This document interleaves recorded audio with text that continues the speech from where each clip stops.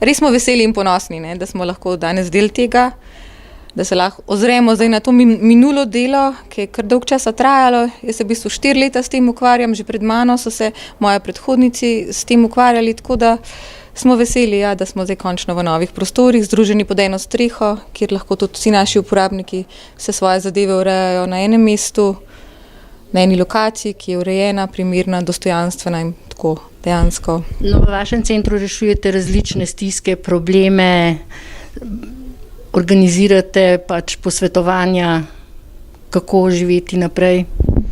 Ja, dejansko se center ukvarja z vsemi stiskami, v katere človek nekako zaide in ko več ne ve kam.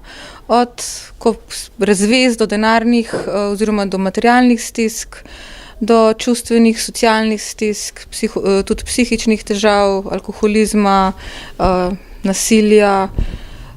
V bistvu vedno nekako pridejo ljudje na center, mi smo nekako ena zadnja, tista vstopna točka, ki potem nekako pomagamo zadevo ljudem vrniti življenje nazaj v neke tirnice, da nekako potem spet lahko gre, ne. Izvajate pa kar nekaj programov, tudi ti bodo dobili svoje mesto v novih prostorih? Ja, seveda. Še naprej bomo izvajali program Neverjetna leta, dnevni center, vse ostale programe, razvijali bomo nove. Tudi vključili smo se v program SOPA, se pravi skupaj za odkrivanje alkoholizma oziroma za odgovoren odnos do alkoholizma, pa socialno aktivacijo, tukaj se tudi pridružujemo, tako kot vsi ostali centri.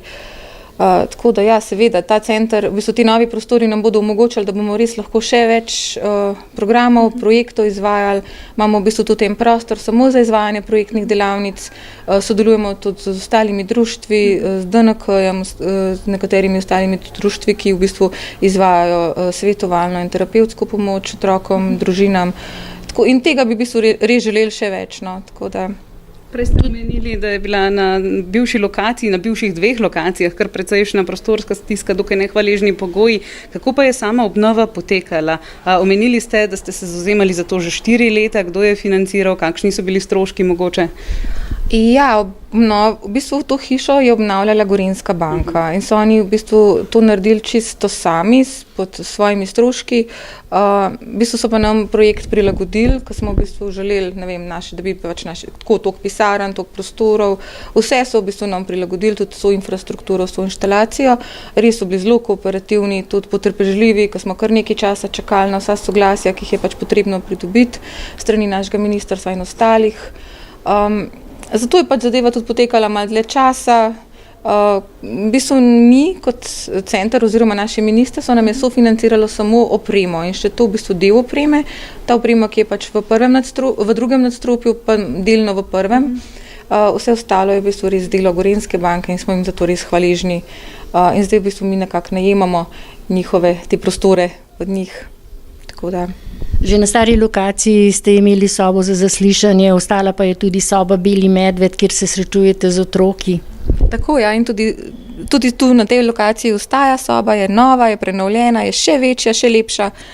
Tako da mislim, da jo bomo res lahko naprej uporabljali. Ta naša soba se kar precej uporablja in jo bomo še, lahko še bolj unovčili, no, če lahko tako rečem, oziroma uporabljali bomo tudi za stike pod nadzorom, jo lahko uporabljamo in za kakršnokoli drugo delo, ki ga delamo z otroci, ko opravljamo razgovore z otroci, je tudi zelo dobro, da se ti razgovori opravljajo v otrokom prijetnem, varnem okolju, da se otroci tudi lahko malo razbremenijo, da se ne počutijo res, kot da prihajajo v neke take uradna okolja.